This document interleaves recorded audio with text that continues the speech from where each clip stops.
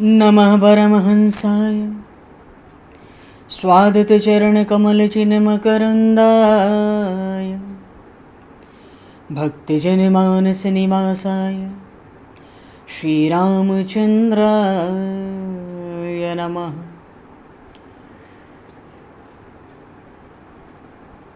वंशीविभूषितकरान्नवनीरदाभात् पीताम्बरादरुणबिम्बफलाधरोष्ठात् पूर्णेन्दुसुन्दरमुखादरविन्दनेत्रात् कृष्णात् परं किमपि तत्त्वमहं न जाने। वागीशा यस्य वदने लक्ष्मीर्यस्य च वक्षसि यस्तास्ते हृदये संविततं नरसिंहम् अहं भजे। विश्वसर्गविसर्गादि नवलक्षणलक्षितं श्रीकृष्णाख्यं परमधाम जगद्धाम नमामि तत्। गङ्गातरङ्गरमणीयं जटाकलापं गौरीनिरन्तरविभूषितं वामभागं नारायणप्रियं अनङ्गमदापहारं वाराणसीपुरपतिं भज विश्वनाथम्।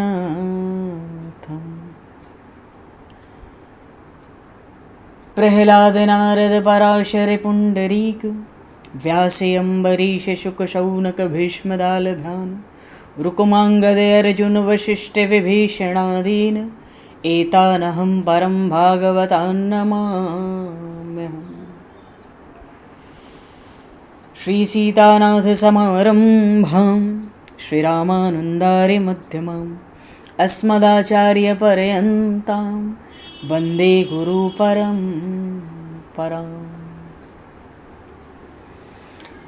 वाञ्छाकल्पतरुभ्यश्च कृपासिन्धुभ्य एव च पतितानां पावनेभ्यो वैष्णवेभ्यो नमो नमः।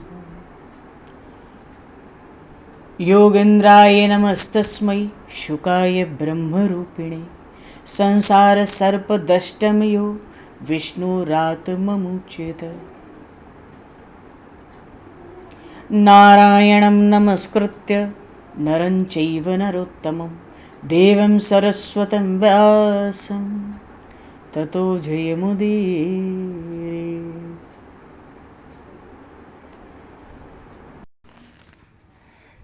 गोविंद जय जय गोपाल जय जय गोविंद जय जय राधे गोपाल जय जय राधा रमण हरि गोविंद जय जय राधा रमण हरि गोविंद जय जय श्री राम जय जय ऋषिकेश जय जय श्री राम जय जय ऋषिकेश जय जय सीतारमण राम रघुनाथ जय सीतारमण राम रघुनाथ जय गोविंद जय जय गोपाल जय जय गोविंद जय जय राधे गोपाल जय जय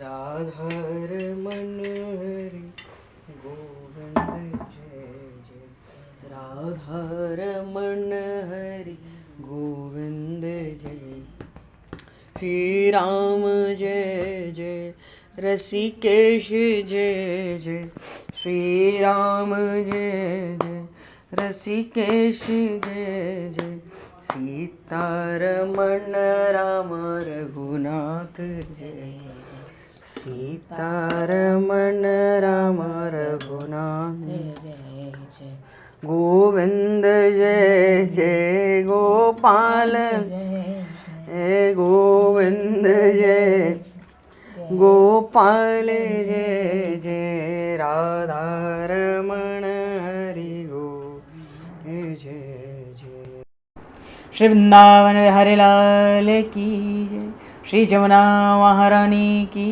जय श्री गिरिराज महाराज की जय, श्री गिरिराज धरणे की जय, समस्त गौवंश की जय, 84 कोस ब्रजमंडल धाम की जय, श्री वेदव्यास जी महाराज की जय, श्री सुखदेव जी महाराज की जय, श्री शुत शौनक आदि ऋषियों की जय, श्री सद्गुरुदेव भगवान की जय, सब संतन की जय, सब भक्तन की जय, समस्त वैष्णवन की जय, समस्त पूर्वाचार्य चरणन की जय, समस्त संप्रदाचार्यन की जय, श्री सद्गुरुदेव भगवान की जय। गंगा मैया की जय, जमुना मैया की जय, सरयू मैया की जय, गौ माता की जय, तुलसी माता की जय, पृथ्वी माता की जय, काशी महारानी की जय। जय जय श्री सीताराम, जय जय श्री राधेश्याम। नमः पार्वती पते हर हर महादेव। हरिशरणम। अनंत कोटि ब्रह्मांड नायक सर्वेश्वर पूर्ण परात्पर ब्रह्म, असंख्य कल्याण गुणगणलय, भक्त वांछा कल्पतरु, शरणागत वत्सल, भक्त वत्सल, दीनबंधु, दया सिंधु,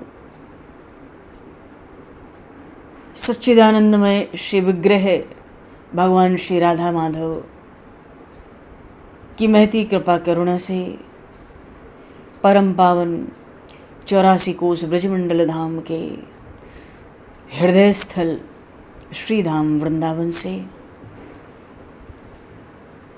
महापुरुषों के परम अनुग्रह से आप सभी श्रद्धालु भक्त वैष्णवों की मंगल एवं पावन सन्निधि में मानव जीवन का सर्वोत्कृष्ट फल भगवत गुणगान, भगवत कथा, भगवत कीर्तन का आनंद हम सभी श्रीमद् भागवत महापुराण की आनंद कथा के माध्यम से प्राप्त करने जा रहे हैं।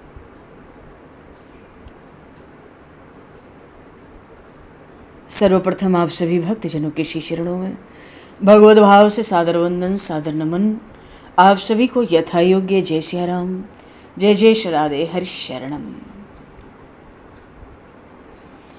जय हो, जय जय श्री राधे, सभी को जय सिया राम, जय हो भगवान, जय हो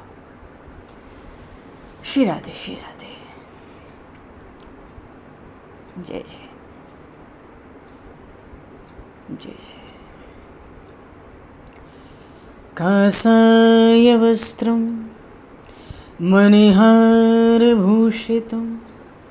सिंहासनस्थं श्रितभक्तव्यापितम् अनाथनाथं करवीरवासनं श्रीकृष्ण गोविन्द शरणं प्रपद्ये।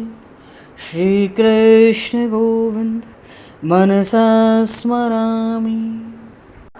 श्रीकृष्ण गोविन्द शरणं प्रपद्ये। श्रीकृष्ण गोविन्द मनसा स्मरामि। जय। कृष्णस्यासीत सखा कश्चिद ब्राह्मणो ब्रह्मवित्तमः विरक्त इंद्रियार्थेषु प्रशांतात्मा जितेंद्रियः। श्रीमद् भागवत के दसम स्कंद का 80वां अध्याय है। श्री सुखदेव जी महाराज द्वारिकाधीश श्री कृष्ण के परम मित्र सुदामा देव की कथा सुनाते हैं, क्योंकि परीक्षित जी बार बार चाहते हैं, बार बार कहते हैं कि आप कथा तो करते हैं श्री कृष्ण की, पर मुझे तृप्ति नहीं होती। उन भगवान श्री कृष्ण की कथा विस्तार से सुनाइए, मुझे उनके लीला चरित्र सुनने की बड़ी इच्छा है। तो सुखदेव जी महाराज ने जब परीक्षित जी का श्रोता का प्रेम देखा, विलक्षण बड़ा प्रेम है श्री कृष्ण में, उन्हीं श्री कृष्ण का स्मरण किया, क्योंकि वो श्री कृष्ण अत्यंत प्रेममय है। जीव भगवान का स्वभाव जान जाए। उमा राम स्वभाव जही जाना, ताहि भजन तज भाव न आना।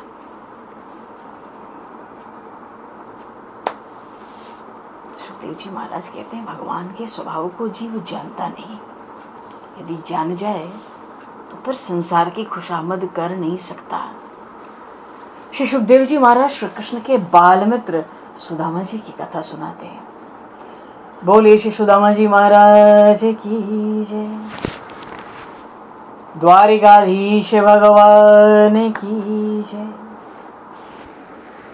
देखो ये श्री कृष्ण चरित्र बड़ी तेजी से आगे बढ़ रहे हैं और बड़ा समय हुआ भागवत जी के संग।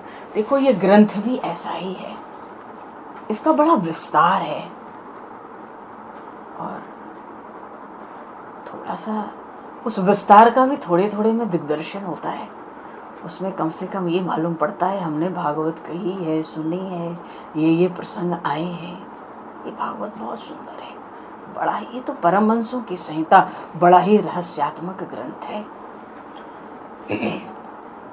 तो सुदामा देव जी तो गरीब ब्राह्मण है, किंतु महाज्ञानी सुदामा देव जी ने निश्चय किया था कि ज्ञान का फल पैसा नहीं है। मुझे ज्ञान का उपयोग परमात्मा के ध्यान में ही करना है। मुझे अपने ज्ञान का उपयोग पैसे के लिए नहीं करना है।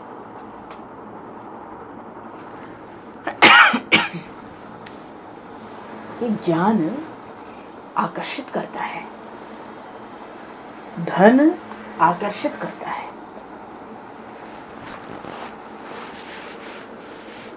पर ज्ञान को आकर्षण नहीं बनाया, आकर्षण नहीं बनाना है। परमात्मा का इस ज्ञान से लाभ उठाकर ध्यान करना है।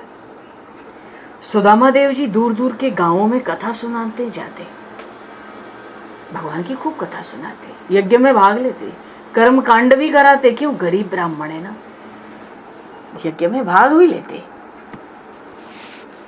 कर्म कांड भी कराते।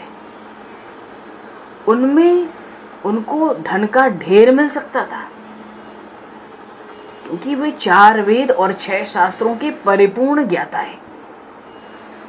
फिर भी उन्होंने पैसे के लिए, धन के लिए ज्ञान का उपयोग नहीं किया।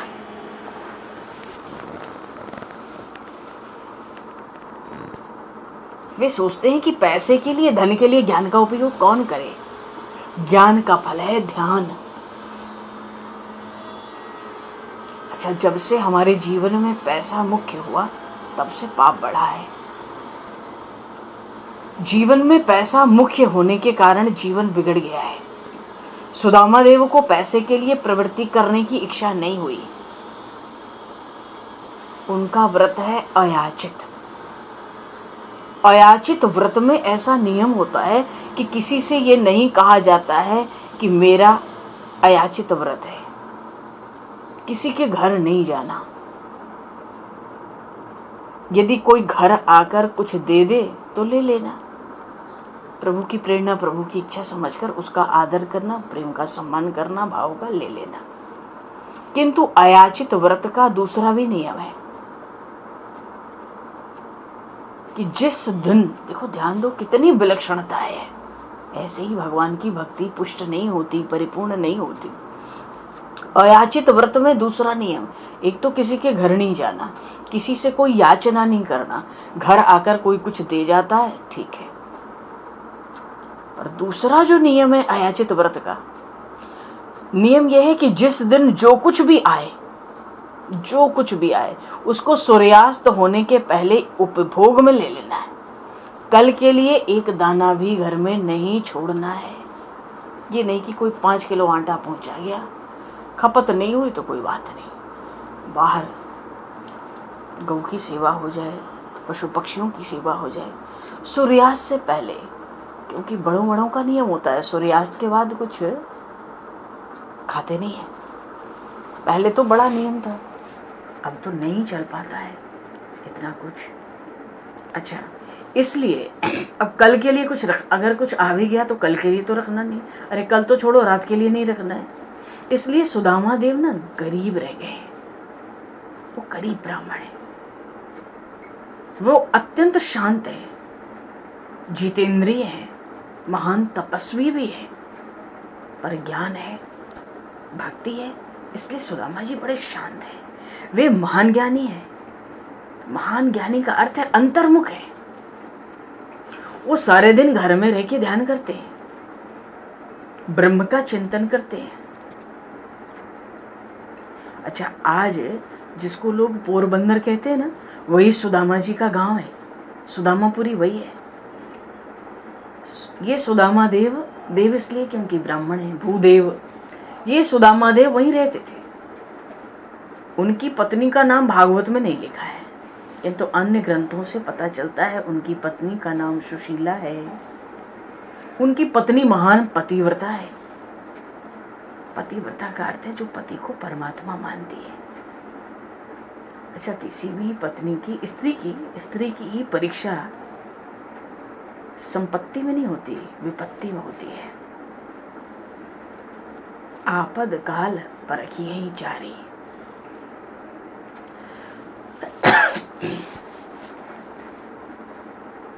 अब यदि पति के घर में बड़ा सुख हो, अधिक संपत्ति हो, तो पति के साथ प्रेम व्यवहार हो, ये ठीक है। पति के घर में खाना नहीं है, कपड़ा नहीं है, किंतु वो पतिव्रता जो सुशीला जी हैं, वो पति को परमात्मा ही मानती है। परमात्मा मानकर इतनी गरीबी में, अतिशय गरीबी में दुख को सहन करती हैं। जो दुख सहन करके भक्ति नहीं करता, उसकी भक्ति पुष्ट भी नहीं होती। पूर्ण अनुकूलता नहीं चाहिए, प्रतिकूलता में ही भक्ति हो भी पाती है। वो सब दुख सहन करती हैं।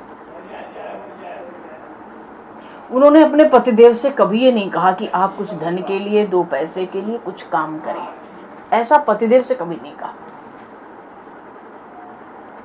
अच्छा देखो, यदि पैसे के लिए प्रवृत्ति नहीं करनी थी, आज तो सहज हर कोई यही कहेगा, यदि पैसे के लिए प्रवृत्ति नहीं करनी थी तो फिर विवाह करने की आवश्यकता क्या थी। पर वो महान पतिव्रता है। उनके पतिदेव सारे दिन घर में बैठकर भगवान की भक्ति करते रहते हैं, इसलिए वो पति को परमात्मा मानकर उनकी सेवा करती है। अच्छा, नाम है सुशीला, तो उसके नाम के अनुसार गुण भी है। वो बहुत सुशील भी है।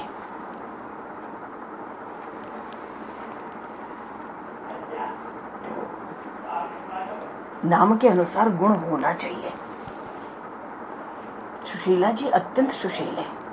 अच्छा, घर में एक ही साड़ी थी, तो उसको स्नान करने पर वो अपने शरीर पर ही सुखाती हैं। किसी दिन भी अपने पतिदेव को थोड़ा भी नहीं सताती हैं। एक ही साड़ी है, स्नान किया, साड़ी गीली हो गई, शरीर पर ही धीरे धीरे सूख गई। कभी कभी तो 15-20 दिन ऐसे ही चले जाते, जबकि घर में खाना ही नहीं मिलता। ज्ञान है 4 वेद 6 शास्त्र का परिपूर्ण है, पर ज्ञान से कभी धन नहीं लिया। 15-20 दिन बीच में ऐसे चले जाते कि खाना नहीं मिलता। ये सुदामा जी महान ज्ञानी थे। कभी कभी उन्हें बोलने की इच्छा होती तो वो घर में ही ठाकुर जी के सामने बैठकर कथा सुनाते। कैसे? भगवान मेरे श्रोता हैं, वे सुनते हैं, मैं बोलता हूं। वो अपनी पत्नी से कहते कि यदि तेरी इच्छा हो, तुझे फुर्सत हो, तो मेरी कथा सुनती ही थी। फिर भी वो कभी कभी कहते, अपने से भी मानो निमंत्रण देते। अब पत्नी है, सेवा करती है, सेवा का तो बड़ा भारी ऋण है, तो भाई कथा सुन। अब हम तो सेवा नहीं कर सकते, तो कथा तो सुन। तो भगवान की कथा, अब 15-20 दिन अन्न नहीं मिलता, कैसे कथा कहें, कैसे कथा सुने। पर भागवत में आया, तब कथा अमृतम। भगवान की कथा अमृत के समान है। जब अमृत मिल रहा है तो पुष्टि है, भीतर बाहर सब पुष्टि है। तब कथा अमृतम तप्त जीवनम। संसार में सब तप ही तो रहे हैं, 3 ताप से सतरजितम कविभिरीडितम कल्मषापहम्। सुनते ही मंगल होता है, 10 दिशाओं का मंगल होता है कथा श्रवण से। श्रवण मंगलम श्रीमदाततं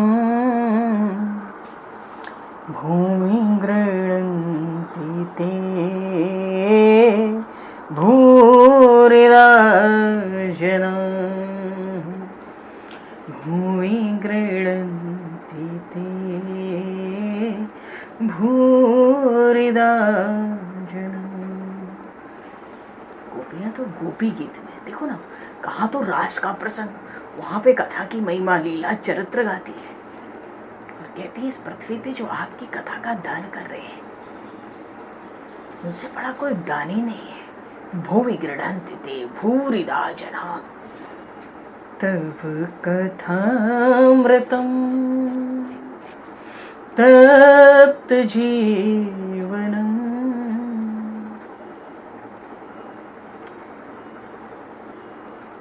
भरे निरंतर हूँ ही न पूरे, तिनके हृदय तुम कहाँ ग्रह रूरे। महर्षि वाल्मीकि ने कहा जो नित्य कथा सुनते सुनते तृप्त नहीं होते, वो सोचते हैं और सुने और सुने और सुने। हे श्री रघुनाथ जी, ऐसों के घर में जिनको कथा सुनने से तृप्ति नहीं होती, ऐसों के हृदय में अपना पक्का मजबूत मकान बना लो, अनस्थायी रूप से वहां वास करो। आप करोगे, आप रह नहीं सकते कथा के प्रेमियों से दूर।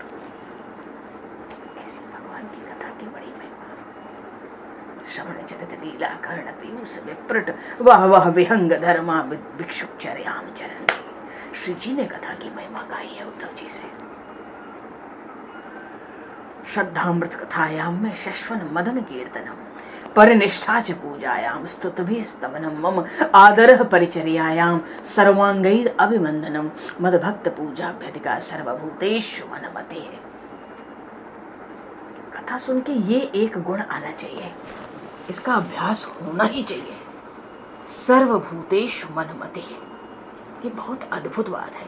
ये ऐसी अद्भुत बात है कि न तो ज्ञान की पूर्णता होती है इसके बिना और न भक्ति की पूर्णता होती है। न तो ज्ञान की पूर्णता है, न भक्ति की पूर्णता है।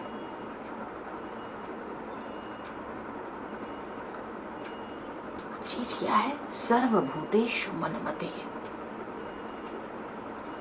प्राणी मात्र में जड़ हो चेतन हो कुछ हो, भगवत भाव रखना, इसके बिना ज्ञान परिपूर्ण हो नहीं सकता, भक्ति परिपूर्ण हो नहीं सकता। न भक्ति न ज्ञान, कुछ भी परिपूर्ण नहीं है। बिंदु जी महाराज ने बड़ा सुंदर बोला, घनश्याम जिसे तेरा जलवा नजर आता है, घनश्याम जिसे तेरा जलवा नजर आता है, उससे ये कोई पूछे क्या क्या नजर आता है, उससे ये कोई पूछे क्या क्या नजर आता है। हैरान है नजरें भी अब गैर को क्या देखे, नजरों में भी तेरा ही नक्शा नजर आता है, घनश्याम जिसे तेरा जलवा नजर आता है।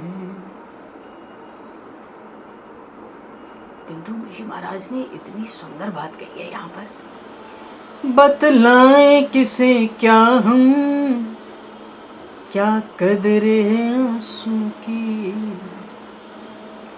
बतलाएं किसे क्या हम, क्या कदर है आंसू की। देखो संसार के लिए तुम इतने आंसू बहाते हैं, पर परमात्मा के लिए एक बूंद आंसू भी कठिन है। एक महापुरुष कहते थे, जब ये नेत्र गंगा जमुना की तरह बरसने लगे तो समझो पूजा पूरी हुई।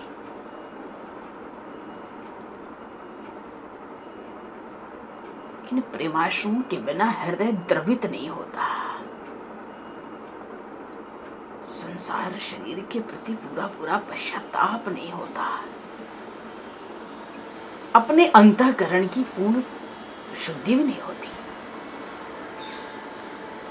इसलिए नंदू जी महाराज कहते हैं, संसार के लिए लोटा भर तुम आंसू बहाओ, कोई पूछता नहीं है, पर परमात्मा को एक बूंद आंसू की भी बड़ी कदर है।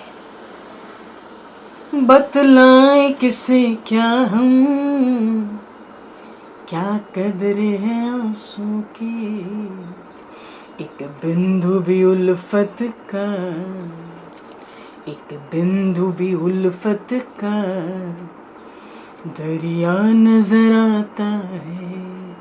एक बिंदु भी उल्फत का दरिया नजर आता है। घनश्याम जिसे तेरा जलवा नजर आता है, उससे ये कोई पूछे क्या क्या नजर आता है। तुही का जब हटा पर्दा तो फिर एक खास जलवा था, जिधर देखा नजर तस्वीर आई हूँ बहू मेरी।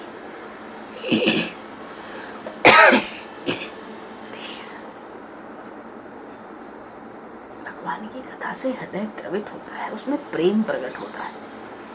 कितना भी नाम ले ले, कितना भी नाम ले ले, भगवान के लीला चरित्रों का श्रवण किए बिना, भगवान के गुणों की महिमा का गान किए बिना, सुने बिना उनसे प्रेम हो ही नहीं सकता, होता ही नहीं है।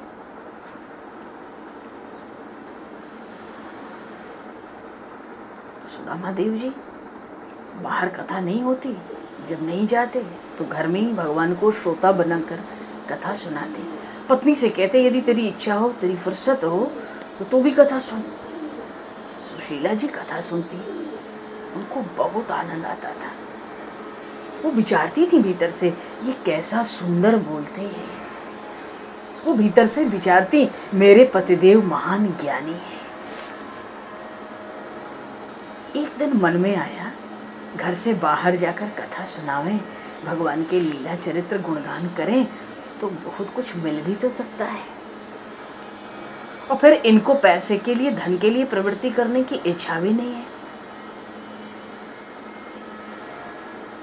देखो घर में कुछ नहीं है, फिर भी पति पत्नी के जीवन में अत्यंत संतोष है।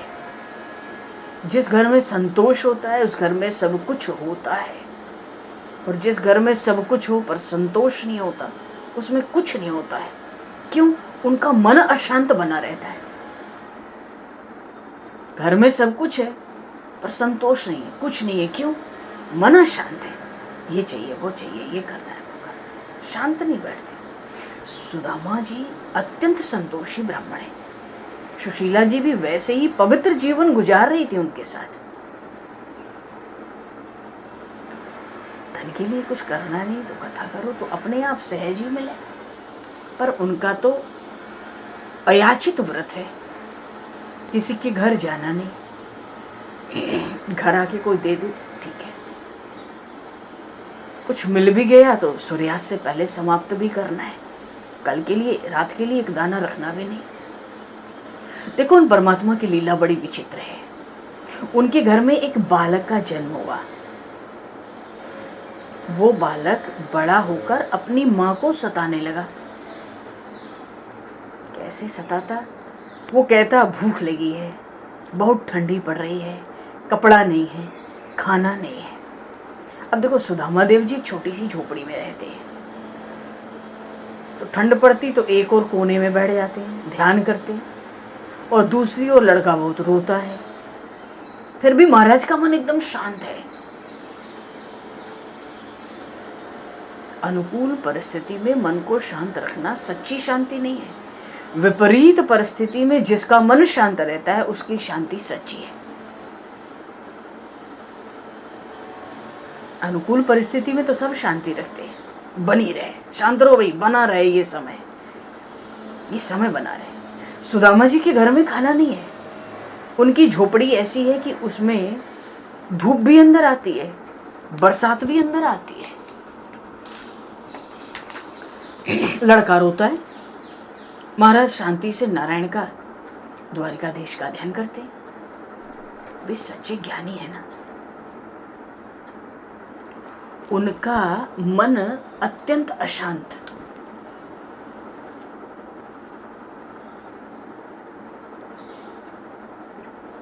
उनका मन अत्यंत शांत है। तो जो बालक है ना, वो अपनी माँ को बड़ा हैरान करता है, तंग करता है, परेशान करता है। सुशीला जी बड़ी व्याकुल हो गई। देखो, बालकों को लेकर मोह आया, ये गृहस्थ मोह ही तो है। बालक को लेके मोह हो गया, व्याकुल हो गई। सोचती है, प्रभु ने मुझे माता क्यों बनाया, और माता बनाया तो इस बालक को कुछ खाने के लिए क्यों नहीं दिया। प्रभु हमें बांझ ही रखते तो कितना अच्छा था। इसके पिता को पैसे के लिए प्रवृत्ति करने की इच्छा ही नहीं है, इच्छा होती नहीं तो मैं बांझ ही रहती। आवश्यकता क्या, ना इनको आवश्यकता ना हमें आवश्यकता। क्यों? भक्ति में बाधा पड़ेगी, विचारों में मतभेद आएगा,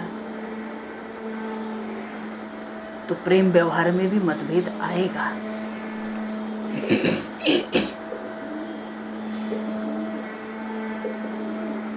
वो माता बड़ी पतिव्रता है, इसलिए वो नहीं चाहती कि मेरे पति को कुछ सोचने की भी आवश्यकता पड़े, मैं उससे कुछ कहूं भी बालकों के लिए। वो कुछ नहीं कहना चाहती, पर बालक हैरान करता है, व्याकुल करता है। वो कभी घर से बाहर निकलते भी नहीं, किसी के सामने दिखते भी नहीं, सारे दिन भक्ति करते रहते हैं। अब अपने पतिदेव से कैसे कहूं कि अपनी भक्ति को छोड़ो, अपने भगवान को छोड़ो, पैसे के लिए कुछ प्रवृत्ति करो। मुझसे कुछ कहा नहीं जाता, ऐसा सोचती हैं, क्योंकि पतिव्रता है। पर वो बालक माँ को बड़ा सताता है। बालक की प्रवृत्ति बाहर है।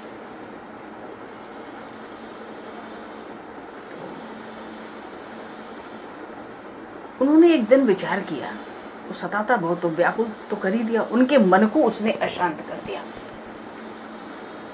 तो उन्होंने विचार किया कि मैं अपने पतिदेव को युक्ति से समझाऊंगी। तो उन्होंने क्या किया, एक दिन पतिदेव को वंदन किया, प्रणाम किया। तो प्रणाम करके कहती है, आज आपकी कथा मैं आपको सुनाना चाहती हूँ। मैंने आपके मुख से जो कुछ सुना है ना, उसे ही मैं आपको सुनाऊंगी।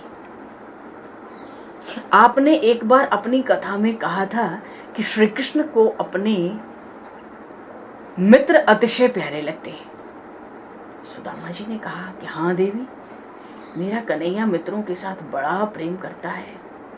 अरे मित्रों के लिए ही तो वो माखन चोर कहलाया, उसको अपने मित्र बड़े प्यारे लगते हैं। सुशीला जी ने झट हाथ जोड़े, मैंने तो ये भी सुना है कि आप भी द्वारिकानाथ के मित्र हैं, क्या ये बात सत्य है? अब सुदामा देवी जी ने हाँ नहीं कहा, देवी भी नहीं कहा, केवल अपना सिर हिलाकर कहा, ये बात सत्य है। बहुत धीरे से कहा, हम दोनों एक ही गुरुकुल में पढ़ते थे, मैं श्री कृष्ण का मित्र हूं। क्योंकि अपने को जोड़ लिया तब भय हो गया। और याचना का व्रत है सुदामा जी का। सुशीला जी ने बड़े प्रेम से समझाकर कहा, यदि आप श्री कृष्ण के मित्र हैं तो क्या आपको अपने मित्र के दर्शन की इच्छा नहीं होती? आप अपने मित्र से मिलने तो जाइए। सुदामा देवी जी भक्त हैं, भक्तों से कुछ अज्ञात थोड़ी रहता है। सुदामा जी कहते हैं, देवी मैं पैसे के लिए जरा भी प्रवृत्ति नहीं करता, पर मैं तुमसे सच सच कहता हूं कि मैं इस झोपड़ी में एक क्षण भी खाली नहीं बैठता। समझ गए? बालक इसको तंग करता है, ये मुझे तंग करना चाहती है। बड़ी ही कुशलता से जवाब दिया, सीधे कह दिया। वो कहती है मित्र से मिलने तो जाओ। वो कहते हैं देवी मैं पैसे के लिए जरा भी प्रवृत्ति नहीं करता। बिल्कुल स्पष्ट समझ गए। और ये भी कहते हैं सच सच कहता हूँ, ये ना समझो मैं नालायक हूँ, मैं तो एक क्षण भी खाली नहीं बैठता। हाँ, मैं अपने मित्र से मन के द्वारा मिलता हूँ, मन से उनके दर्शन करता हूँ, उनके नाम का जप करता हूँ, मैं उनकी स्तुति करता हूँ। ये सब करके मन के द्वारा मुझे मिलने से भी बढ़कर आनंद लगता है, क्योंकि शरीर मिलने की अपेक्षा मन के मिलने में अधिक आनंद है। बोलिए श्री सुदामा जी महाराज की जय।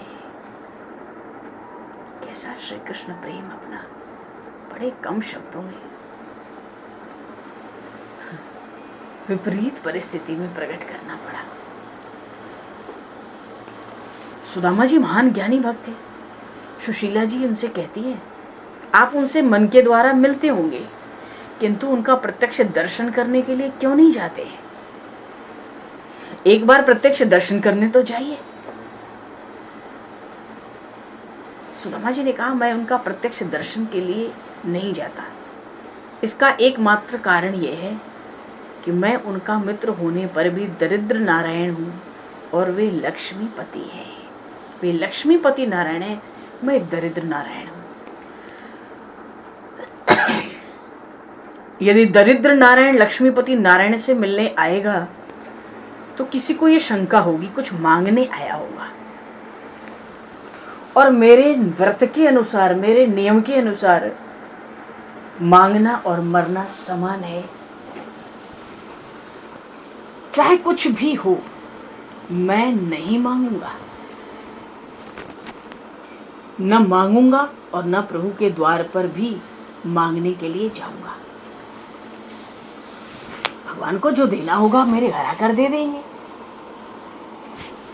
बड़ी स्पष्ट बात करते हैं, ज्ञानी हैं, भक्त हैं, कम शब्दों में बहुत स्पष्ट बात। सुशीला जी अपने पतिदेव को प्रेम से समझाने लगी, अरे मैं वहां जाकर आपको कुछ मांगने के लिए नहीं कहती। आपने ही मुझसे कहा था कि द्वारिकानाथ की आंखें हमेशा प्रेम भीनी ही होती है।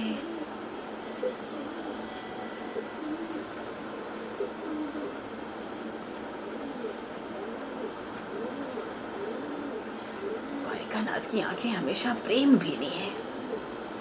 भीनी भीनी प्रेम की डोरी मोह से छोड़ी न तोड़ी जाए, छोड़ी न तोड़ी जाए, अरे मोते छोड़ी न तोड़ी जाए, भीनी भीनी प्रेम की डोरी मोह से तोड़ी न छोड़ी जाए, भीनी भीनी प्रेम की डोरी। मानो सुशीला जी ने कह दिया कि द्वारिकाधीश श्री कृष्ण तो प्रेम के प्यासे हैं, तो वहां मांगने की क्या आवश्यकता है? मांगने को तो कहा नहीं जाता, आप उनका प्रत्यक्ष दर्शन करके आओ। राम ही केवल प्रेम प्यारा। उन द्वारिकानाथ की आंखें हमेशा प्रेम की भीनी भीनी है। अरे वो तो सबको बड़े प्रेम से देखते हैं, इसलिए वे आपको देखते ही सब कुछ समझ लेंगे। उनसे मांगने का अवसर ही नहीं आएगा। उनसे मांगने की आवश्यकता क्या है? देखो, कोई बाग में, बगीचे में जाकर बैठे, छांव में बैठे, तो पेड़ तो बिना मांगे ही उनको सुंदर स्थान दे देते हैं। भला पेड़ से मांगने कौन जाता है? और यदि पेड़ बिना मांगे देते हैं तो जो परमात्मा है, अंतर्यामी है, सर्वज्ञ है, जो सब कुछ जानते हैं, वो तो तुमको देखते ही सब कुछ समझ जाएंगे। उनके यहाँ जाकर मांगने की आवश्यकता कहाँ है? तो आप ये क्यों सोचते हो?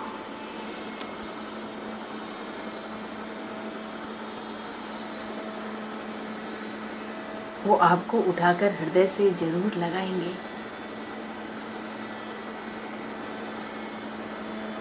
अरे उनके पास तो केवल जाने की जरूरत है, वो आपका आदर करेंगे।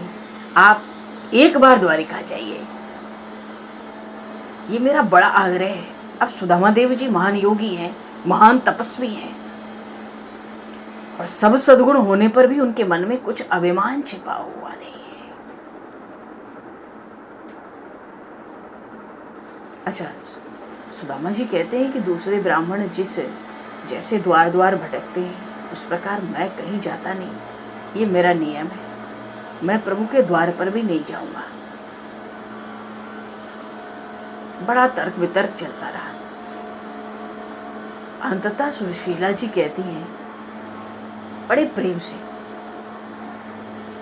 आपने किसी मनुष्य के दरवाजे पे न जाने का नियम बनाया है ना, पर श्री कृष्ण तो परमात्मा है। परमात्मा प्रभु के द्वार पर तो जाना ही चाहिए। यदि आप परमात्मा प्रभु के द्वार पर नहीं जाओगे तो अभिमान कहा जाएगा। आप में कोई अभिमान नहीं है, पर उनके द्वार पे नहीं जाओगे तो अभिमान कहा जाएगा। आप बहुत बड़े हैं, ऐसा अभिमान मत रखो। ऐसा अभिमान मन में मत रखो कि मैं परमात्मा के द्वार पर भी नहीं जाऊंगा। उनकी पत्नी ने तरह तरह से पतिदेव से सत्संग की बात कह के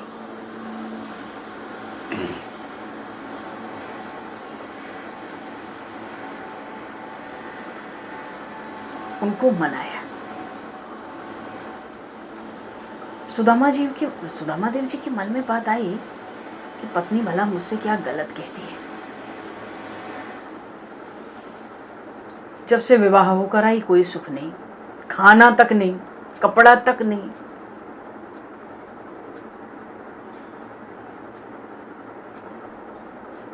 अपने घर में इस झोपड़ी में इसके लिए सब दुख ही दुख है, फिर भी ये मुझे परमात्मा मानती है। इसके मन में मेरे प्रति कैसा भाव है, ये बड़ी योग्य है, इसीलिए तो मैं भक्ति कर सकता हूं। ये मुझे कभी सताती नहीं, रोज मुझे समझाती है कि अपने मित्र के दर्शन करने जाओ। इसमें खराब क्या है? हमें दर्शन करने तो जाना चाहिए। प्रभु के द्वार पर भी न जाना, ऐसा नियम अंदर रखना, ये तो अभिमान है। अब ये भी अभिमान मुझे अपने मन में नहीं रखना है। मैं वहां जाऊंगा। पर देखो, सुदामा जी द्वारिका जा नहीं सकते थे।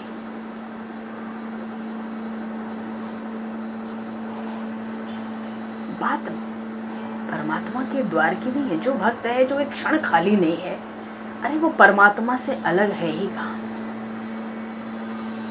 वो परमात्मा से है अलग कहाँ? तो वो कुछ अलग से जाएगा, अलग से मिलेगा। ये तो शरीर की बात हुई। सुदामा देव जी की तो लगन उन द्वारिकाधीश परमात्मा श्री कृष्ण में ऐसी लगी हुई है, कब से लगी हुई है।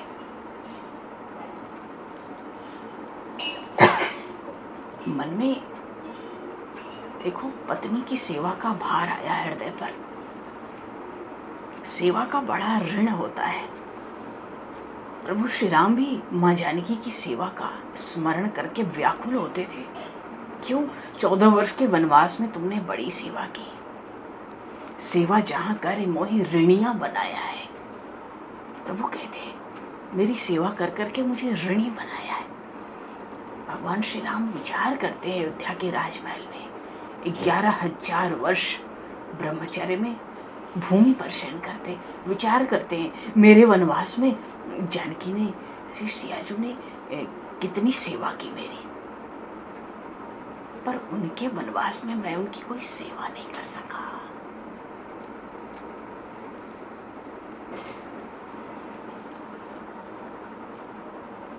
उस सेवा के ऋण से हृदय व्याकुल हो जाता था प्रभु का कभी कभी। एकदम व्याकुल।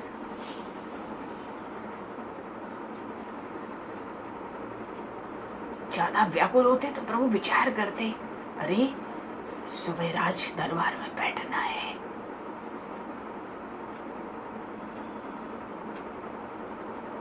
भाव यह सेवा का ऋण होता है। करने वाले का तो लाभ होता है, पर लेने वाला तो ऋणी होता है। आज सुदामा देव जी की वो जाते नहीं द्वारिका, पर भीतर से ये भाव आया, ऋण बहुत है। सेवा का ऋण नहीं होता तो नहीं जाते, शायद जाते ही नहीं, पर सेवा बहुत की उन्होंने। तो सेवक की बात तो कभी कभी ऐसी बात आ जाती है जो गले के नीचे ना उतरे तो भी रखनी पड़ती है। थोड़े में ही सही, पर रखनी पड़ती है। सेवा का ऋण हुआ, उसका स्मरण हुआ, कहते मैं वहां जाऊंगा। उनको जो दिन रात उन श्री कृष्ण की लगन में बैठे हैं, उन्हीं से लगन लगाए बैठे हैं। लगन उनसे अपनी लगाए हुए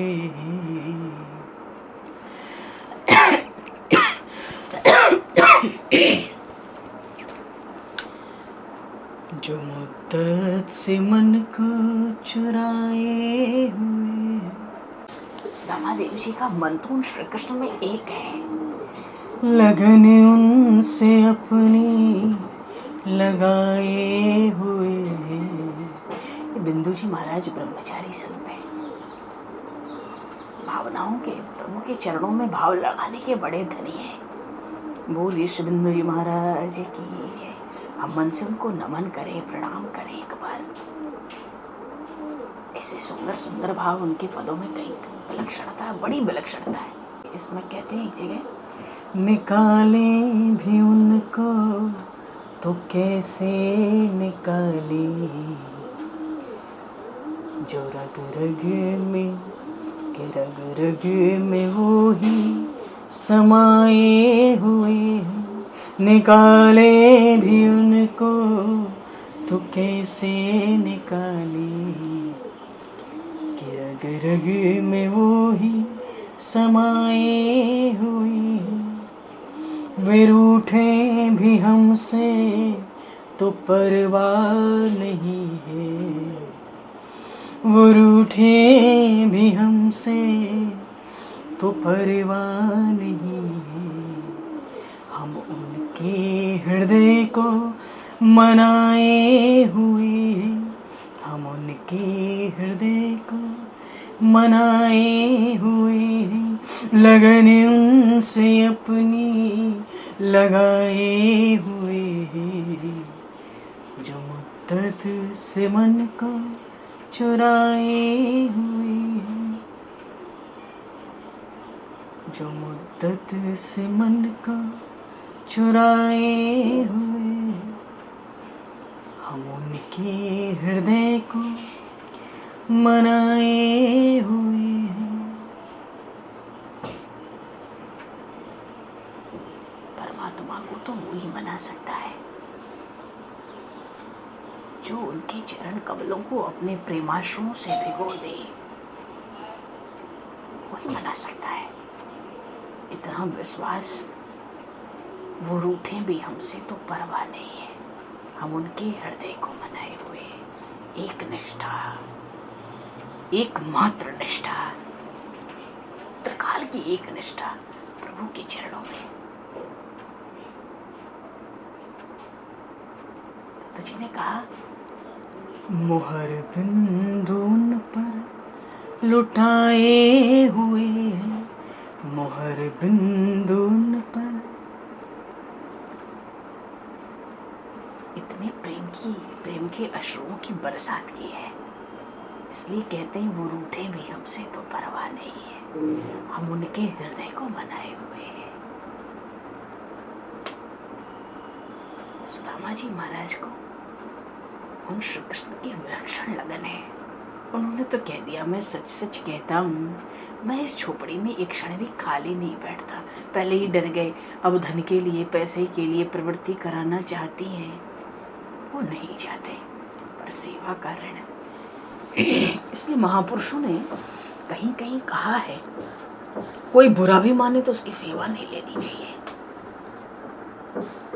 थोड़ी सी सेवा लो, कैसा दब जाते हैं, मानो पहाड़ के नीचे आ गए। हे प्रभु, हे प्रभु, कोई अवसर देना, कोई अवसर देना। इतना दिमाग कौन लगावे। इसलिए महापुरुष कहते सेवा किसी से लेनी नहीं चाहिए। कोई बुरा भी माने तो भी सेवा मत लो जल्दी। आज उन्होंने अपनी पत्नी से कहा, मैं द्वारिका तो जाऊं, पर देखो बहुत दिनों के बाद हम लोग मिलेंगे, तो मित्र के लिए कुछ भेंट देनी चाहिए ना। हमारे घर में तो कुछ भी नहीं है। सुदामा जी ने सोचा इतने से भी बात रह जाए, ये समझ जाए कि हम जाना नहीं चाहते, घर में तो कुछ भी नहीं है। सुशीला जी कहती, मैं लाकर आपको कुछ भेंट दूंगी ना। उनको आश्चर्य हुआ सुदामा जी को, क्यों आज तक सुशीला जी कभी किसी के यहाँ मांगने नहीं गई थी। पर देखो बालक का मुंह, बालक का मुंह, मुंह का अर्थ ही होता है अज्ञान।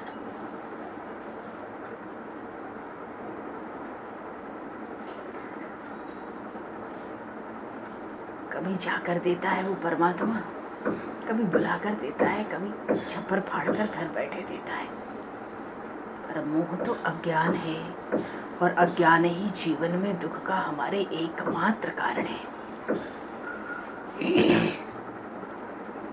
आज तक मांगने नहीं गई, पर जरा भी संकोच नहीं हुआ, क्योंकि भीतर ये भाव है कि पति को द्वारिकाधीश के पास भेजूं, तो कुछ न कुछ तो विदाई में वो देंगे।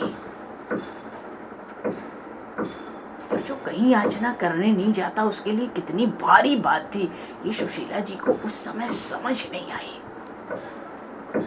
ये थोड़ा सा दबाव पतिदेव के ऊपर कितना उनको भारी पड़ेगा, भारी लग रहा होगा, क्योंकि मोह हो गया, अज्ञान हो गया।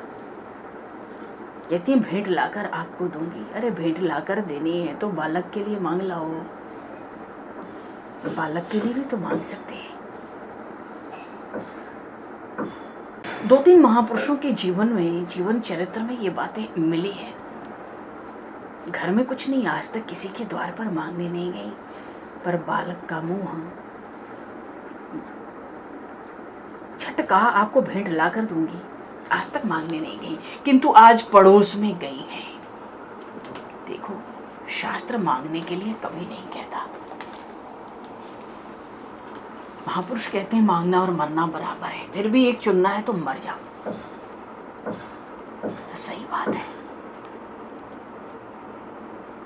पर चलो एक ये भी बात है, वो अपने लिए तो मांगने नहीं गई, भगवान के लिए मांगने गई, भगवान को भेंट देनी है। पर उस भेंट में भीतर तो कुछ है ना अपना भी। बालक ने तो व्याकुल कर रखा है, पर ऊपर की तो ये बात रही ही कि भगवान के लिए मांगने गई है। थोड़ा चूड़ा मांग लाई,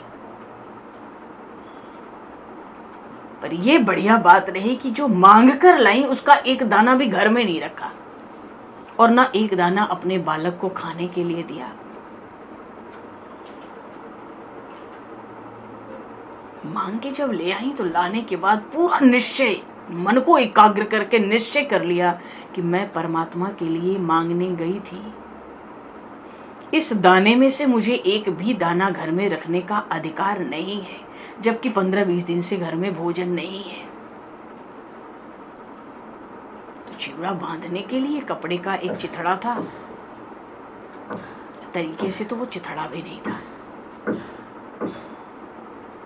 हकीकत यह है 2-4 चिथड़े मिलाकर एक बड़ा चिथड़ा बनाया, फटा कपड़ा, और उसमें वो जो चिवड़ा था, चावल था, जो भी था, तंदुल थे, 2-4 चिथड़ों को मिलाकर एक बड़ा बनाकर उसकी गठरी बना ली, गांठ लगा दी और सुदामा देव जी को दे दी।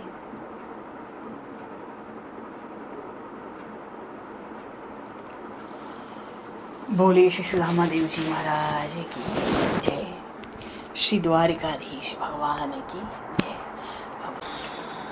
बोली श्री द्वारिकाधीश भगवान की जय। श्रीमद्भागवत महापुराण की जय। श्री सुखदेव जी महाराज की जय। ये कथा सुखदेव जी तो सुना रहे हैं। हाँ, ये कथा सुखदेव जी ही तो सुना रहे हैं।